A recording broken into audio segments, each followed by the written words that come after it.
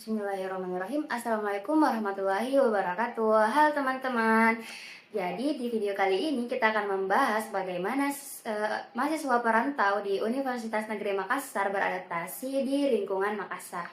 Nah, seperti yang kita ketahui bahwa Universitas Negeri Makassar itu sendiri memiliki banyak mahasiswa perantau dari luar daerah yang berkuliah di Universitas Negeri Makassar. Nah, kali ini kita akan mewawancarai salah satu mahasiswa Universitas Negeri Makassar yang berasal dari Jeneponto untuk mengetahui informasi bagaimana dia beradaptasi di Makassar. Baik, langsung saja ke wawancaranya. Baik teman-teman, jadi di sini kita bersama dengan mahasiswa dari Universitas Negeri Makassar yang ingin diwawancarai bernama Kak Afifah. Jadi mungkin selanjutnya bisa diperkenalkan nama Kak Afifah. Oke, baik. Perkenalkan, saya Nurul Fatahira. Saya salah satu mahasiswi Universitas Negeri Makassar, jurusan Psikologi Pendidikan dan Bimbingan, prodi Bimbingan dan Konseling. Jadi saya berasal dari Jeneponto. Oke, baik. Oke, jadi kita akan lanjut ke sesi wawancara. Nah, pertanyaan pertama Kak Afifah tentang adaptasi. Apa saja yang Kakak lakukan supaya bisa menyesuaikan diri dengan kehidupan Makassar? Jadi supaya bisa menyesuaikan diri dengan lingkungan baru itu saya mulai beradaptasi dengan lingkungan yang baru, seperti berkenalan dengan teman-teman saya dan juga tetangga kos saya. Nah, kebiasaan yang ada di Makassar dengan di Jeneponto sebenarnya hampir sama, jadi saya tidak terlalu kesulitan dalam beradaptasi, tapi saya juga tetap menjaga sikap sopan santun dan juga mengikuti norma yang berlaku yang ada di Makassar. Oh, kemudian apa ada kebiasaan yang Kakak ubah sejak tinggal di Makassar? Bisa diceritakan contohnya?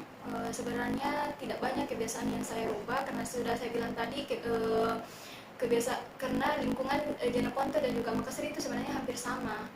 Tapi kebiasaan saya ubah itu seperti bahasa saya mulai ikut dengan bahasa logat-logat Makassar. Dan juga menggunakan istilah-istilah yang ada di Makassar supaya mudah berkomunikasi dengan teman-teman yang ada di sekitar saya. Oh, jadi untuk beradaptasi itu Kakak memilih untuk mengikuti gaya-gaya bicaranya orang-orang Makassar jadi supaya supaya lebih mudah untuk beradaptasi. Oke. Nah, selanjutnya itu tentang pencapaian tujuan Kakak. Nah, apa tujuan utama Kakak selama kuliah di Makassar? Jadi tujuan saya kuliah di sini itu untuk mendapatkan ilmu sebanyak-banyaknya dan juga pengalaman. Nah, nantinya ketika saya sudah sarjana S1, saya akan kembali ke daerah asal saya dan menerapkan ilmu yang sudah saya dapat di sini supaya bermanfaat bagi orang-orang yang ada di kampung saya. Jadi tujuan utamanya itu untuk menempuh pendidikan. Iya. Nah, kemudian bagaimana cara Kakak supaya tetap semangat mencapai tujuan utama Kakak tersebut? Oh, jadi kalau untuk tetap semangat itu saya tetap ingat pesan orang tua saya sebelum saya datang ke Makassar, dan juga saya ingat tujuan awal saya apa untuk berkuliah, dan juga saya selalu curhat dengan teman sesama perantau untuk tetap saling semangat. Oh iya, iya. Dan tapi tidak ada jika distraksi dari misalnya yang dapat mengubah itu tujuan utama Kakak. Sejauh ini alhamdulillah belum, tapi semoga nanti tidak ada yang seperti itu Dan iya tetap konsisten iya. untuk mencapai tujuan utama. Oke.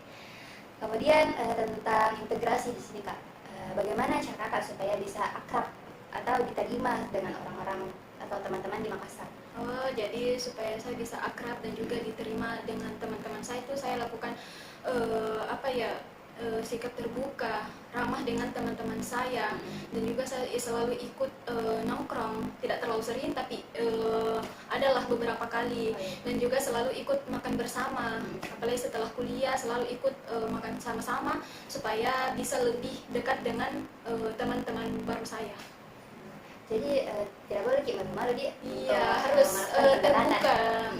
Karena tertutup pasti juga Ya, susah untuk beradaptasi. Iya, susah untuk didekati juga dengan teman-teman. Nah, kemudian itu apakah Kakak itu ikut kegiatan kampus atau komunitas di sini supaya lebih dapat menyesuaikan diri dengan Makassar? Oh, Ceritakan pengalaman Kakak. kalau ikut kegiatan atau organisasi di kampus belum, karena saya masih beradaptasi dengan lingkungan baru, tapi nanti semester 3 atau 4 baru ikut kegiatan. Oh, semester 4. Iya, 3 atau 4. Karena semester 1 2 ini masih berusaha beradaptasi dengan lingkungan yang baru toh. Oh iya.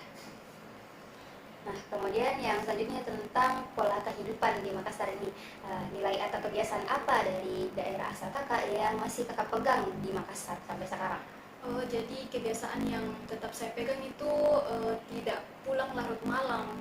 Karena kan di sini biasanya rata-rata ya anak muda di Makassar itu kebanyakan pulang larut malam, tapi saya tetap memegang prinsip dari yang saya pegang dari daerah saya untuk tidak terlalu larut malam ketika nongkrong. Oh iya.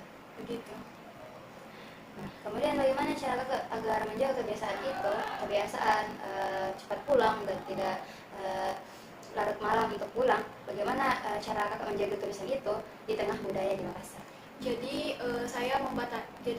untuk tetap menjaga itu saya tetap membatasi waktu nongkrong saya, apalagi kalau keluar malam-malam. Iya. Terus saya juga menjelaskan ke teman-teman saya kalau saya itu tidak bisa pulang terlalu larut malam. Jadi saya tetap bisa bersosialisasi, tapi tetap memegang prinsip yang saya pegang dari daerah saya. Jadi teman-teman dari pembicaraan tadi Kak Viva menjelaskan bahwa selain bisa bersosialisasi dengan lingkungan sekitar, dengan teman-temannya, bergaul dengan teman-temannya, dia juga bisa memegang prinsipnya, yakni tidak pulang larut malam, dengan memberitahukan kepada teman-temannya mengenai prinsipnya tersebut.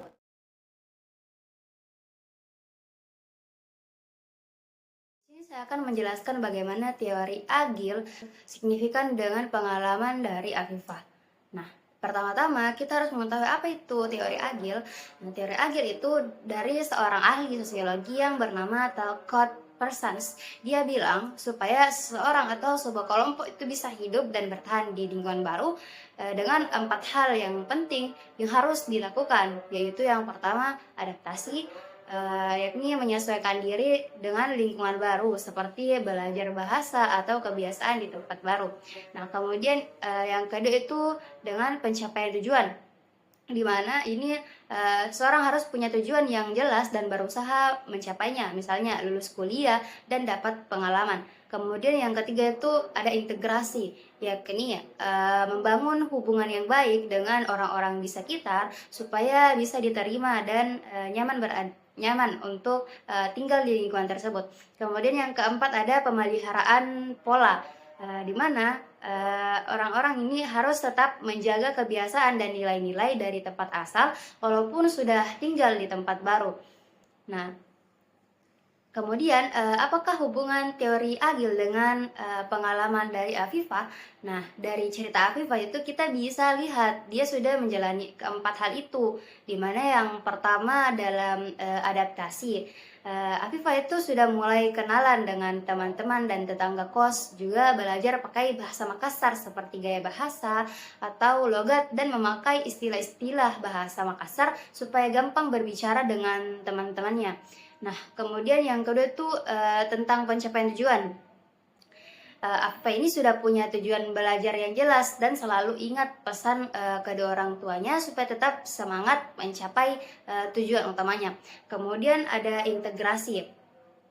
Dari cerita tadi, Afifah sudah berusaha ramah, sering makan bareng dengan nongkrong bersama teman-temannya agar lebih dekat. Kemudian yang keempat itu pemeliharaan pola, di mana dia tetap pegang kebiasaan dari rumah seperti tidak pulang larut malam dan dengan membicarakannya kepada teman-temannya supaya teman-temannya mengerti tentang kebiasaan dari Afifah. Nah, singkatnya kesimpulannya itu pengalaman Afifah ini sangat cocok dengan teori agil.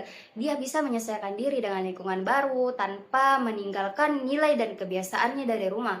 Ini bukti kalau teori agil ini memang pas untuk menjelaskan bagaimana mahasiswa perantau beradaptasi di lingkungan baru seperti di daerah Makassar.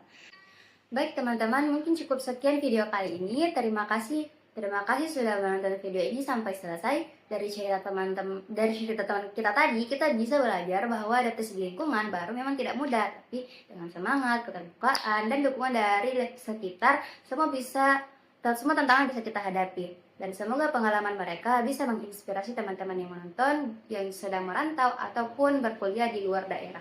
Nah, sampai jumpa di video berikutnya dan jangan lupa tetap semangat beradaptasi dimanapun kalian berada. Terima kasih sudah menonton dan wassalamualaikum warahmatullahi wabarakatuh. Teman-teman, mungkin cukup sekian video kali ini. Terima kasih sudah menonton video ini sampai selesai. Dari cerita teman kita tadi, kita bisa belajar bahwa adaptasi di lingkungan baru memang tidak mudah, tapi dengan semangat, keterbukaan, dan dukungan dari sekitar, semua tantangan bisa kita hadapi. Dan semoga pengalaman mereka bisa menginspirasi teman-teman yang menonton yang sedang merantau ataupun berkuliah di luar daerah.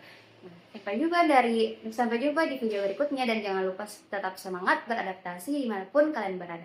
Terima kasih sudah menonton dan wassalamualaikum warahmatullahi wabarakatuh.